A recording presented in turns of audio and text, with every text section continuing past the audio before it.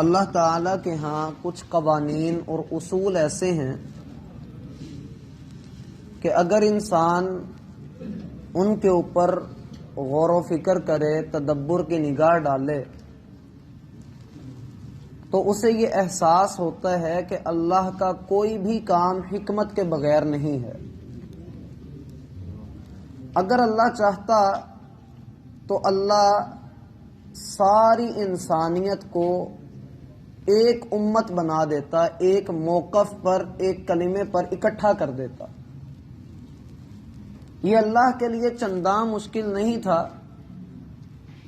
لیکن اس نے انسان کو کچھ اختیاری امور میں کچھ اختیار دے کر اسے اشرف المخلوقات بنا دیا۔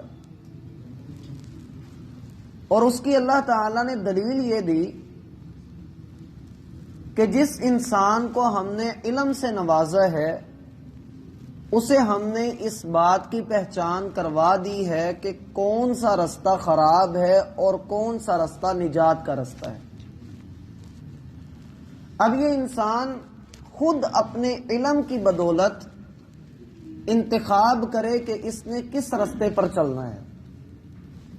اگر ہم اپنے گھر سے نکلتے ہیں اور ہماری دکان تک کوئی 6 رستے جاتے ہیں، تو ہماری کوشش یہ ہوتی ہے کہ ہم اس رستے کا انتخاب کریں جو صاف ہو، جس پر جھٹکے کم لگیں، خواہ وہ تھوڑا لمبا ہی کیوں نہ ہو۔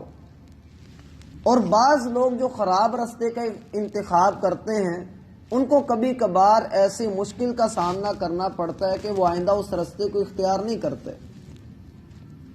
اسی طرح سے ہی اللہ تعالی نے جنت کا رستہ اور جہنم کا رستہ واضح فرما دیا ہے۔ جہنم کی طرف بہت سارے رستے جاتے ہیں، لیکن جنت کی طرف ایک ہی رستہ جاتا ہے۔ وہ دیکھنے میں انسان کو بڑا مشکل لگتا ہے، بڑا خطرناک لگتا ہے، لیکن جب گاڑی اس کے اوپر انسان ڈال لیتا ہے تو پھر اللہ کا یہ وعدہ ہے کہ اللہ اپنے بندے کی مدد بھی کرتا ہے اور اس کے لیے وہ رستہ آسان بھی کر دیتا ہے۔ آپ دنیا کے جس بھی کام میں ہاتھ ڈالیں، آپ کے لیے وہ کام کسی نہ کسی حد تک آسان ہو جائے گا، لیکن اگر آپ دور سے کسی کام کو یہ کہہ دیں کہ یہ مشکل ہے، آپ کبھی اسے کر نہیں پائیں گے۔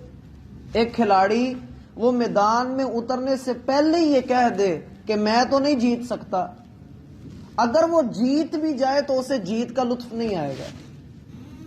اور ایک وہ ہے جس کے پاس ہمت بھی ہے، طاقت بھی ہے، لیکن نظر نہیں آ رہا کہ یہ جیتے گا، لیکن وہ اپنا پورا زور لگاتا ہے کہ میں جیتوں گا۔ اگر وہ ہار بھی جائے تو اسے وہ دکھ نہیں ہے جو ایک ہارنے والے کو ہوتا ہے۔ اللہ تعالی نے اپنے ہاں یہ اصول رکھا ہے کہ وہ اپنے بندوں کی ایک ایک قدم پر مدد کرتا ہے، اور پھر وہ اپنے بندوں کو اکیلا نہیں چھوڑتا، اور پھر یہ کہ وہ اپنے بندوں کے ایک ایک عمل کی، خواہ وہ چھوٹے سے چھوٹا ہی کیوں نہ ہو، اللہ اس کی قدر بھی کرتا ہے۔ اب اگر پچھلی آیات کو آپ اپنے سامنے لے کر آئیں تو جس بندہ مومن نے موسیٰ علیہ السلام کی حمایت کی، ان کے لیے کھڑا ہو کر وہ دربار میں بولا اور اس نے سارے ایمانی تقاضوں کو پورا بھی کیا، انجام کیا تھا؟ اللہ تعالی نے اسے فرعون اور اس کے شر سے بچا لیا، اور جو آلے فرعون تھے اللہ نے ان سب کو جہنم کے اندر پھینک دیا۔ اب یہاں اللہ تعالیٰ ایک حقیقت کی طرف اشارہ کرتے ہیں، اور وہ حقیقت کیا ہے؟ اِنَّا لَنَنْصُرُ رُسُلَنَا وَالَّذِينَ آمَنُوا فِي الْحَيَاةِ الدُّنْيَا۔ یقیناً اس بات میں کوئی شک نہیں ہے کہ ہم اپنے رسولوں کی اور ایمان والوں کی اس دنیا کی زندگی میں مدد کرتے ہیں، حاجت روائی کرتے ہیں، مشکل کشائی کرتے ہیں۔ انسان کو بھلے وہ نظر نہ آ رہی ہو، لیکن اللہ تعالی بندے کے لیے ایسے اسباب پیدا کر دیتا ہے کہ بندے کو احساس نہیں ہوتا اور اس کی مدد ہو رہی ہوتی ہے۔ لیکن یہ اللہ کی مدد آتی کب ہے؟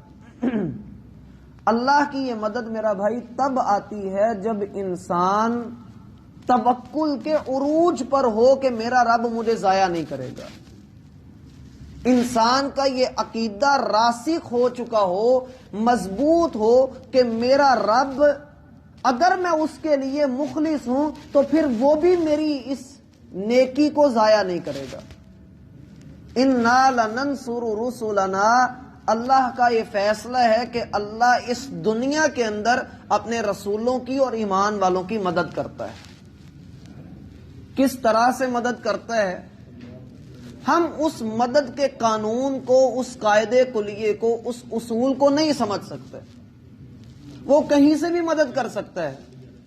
وہ چاہے تو اپنے گھر کو بچانے کے لیے ابابیل کا لشکر بھیج دے، اگر وہ چاہے تو اپنے بندوں کے لیے آگ کو ٹھنڈا کر دے. اور یہ آگ صرف ابراہیم علیہ السلام کے لیے ٹھنڈی نہیں ہوئی تھی، ان کے علاوہ بھی ایک قوم تھی جنہیں قرآن اصحاب الاخدود کہتا ہے. بادشاہ وقت نے ایمان لانے کے جرم میں بڑے بڑے کھڈے کھدوا کر اس میں آگ کے الاؤ روشن کیے اور سارے ایمان والوں کو اس آگ میں جھونک دیا. نبی کریم صلی اللہ علیہ وآلہ وسلم فرماتے ہیں، بہت لمبا واقعہ ہے، آپ نے فرمایا کہ دیکھنے میں تو وہ آگ تھی لیکن اندر سے وہ گلزار ہی تھی. اللہ اپنے بندوں کی مدد کرتا ہے. اب جہاں تک رسولوں کی بات ہے تو انبیاء بے شمار ہوئے ہیں، ہم ان کی تعداد نہیں جانتے. اللہ تعالیٰ کا فرمان ہے وَإِن مِّنْ أُمَّةٍ إِلَّا خَلَا فِيهَا نَذِيرٌ، کوئی بھی امت ہو اس میں ہم نے ایک ڈرانے والا ضرور بھیجا تھا. اب یہ اللہ ہی بہتر جانتا ہے کہ دنیا میں کتنی اقوام تھیں اس دور میں اور کن کن کے پاس اللہ نے کون کون سا رسول بھیجا. 1,24,000 پیغمبروں والی بات اللہ کے رسول سے ثابت نہیں ہے.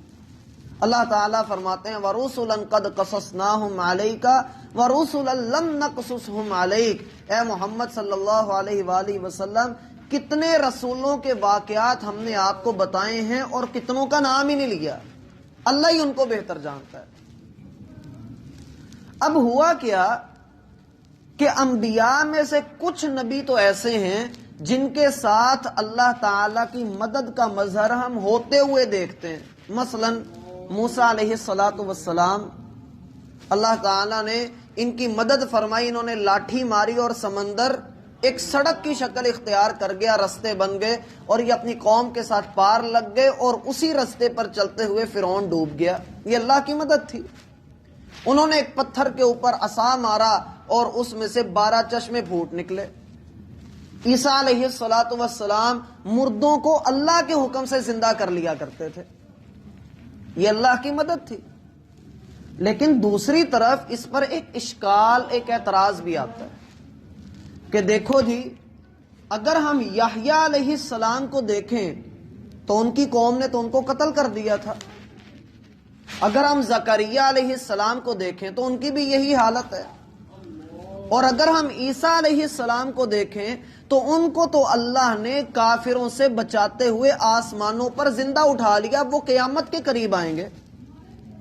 تو اللہ تعالیٰ نے تو ان کی مدد نہیں کی، اللہ نے تو ان کو بچایا ہے وہاں پر. تو مدد اللہ نے کیسے کی؟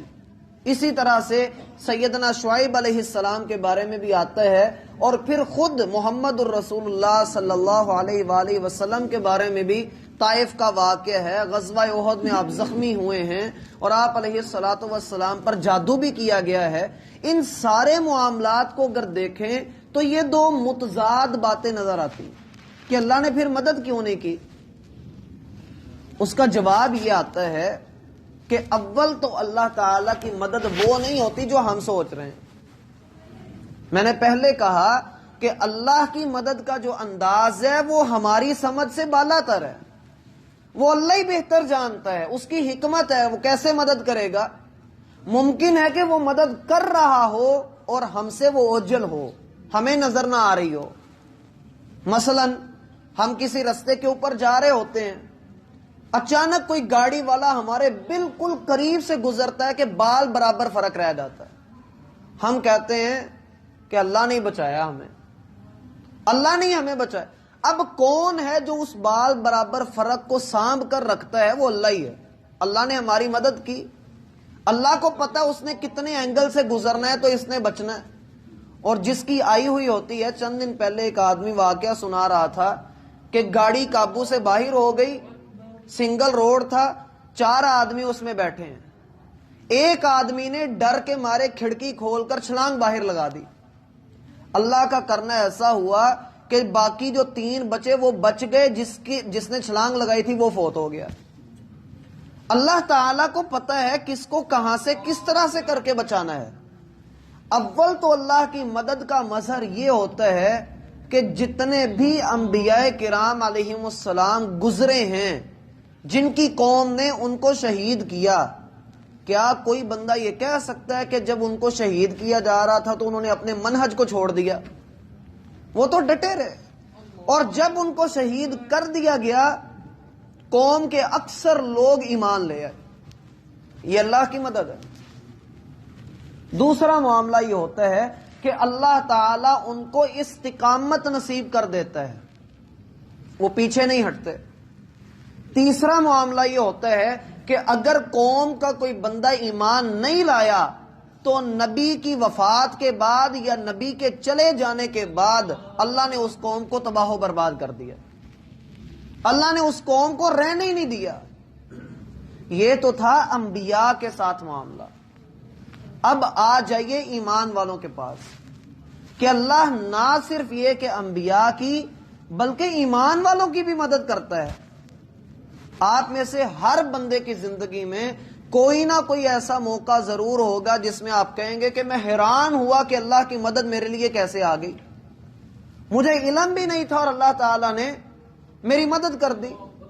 اس کی ایک مثال میں آپ کو اپنے بارے میں بتاتا ہوں۔ پچھلے سال کی بات ہے، میرے وہم و گمان میں بھی نہیں، اور آج مجھے خبر ملی کہ آپ عمرے پہ جا رہے ہیں، اور پرسوں میں یعنی 2 دن کے بعد عمرے کے لیے روانہ ہو گیا۔ مجھے نہیں پتا کہ میں کس طرح سے گیا، اور آپ یقین مانیے جیب میں ایک آنا بھی نہیں، اور جب میں واپس آیا ہوں تب میری جیب میں 1500 ریال تھا۔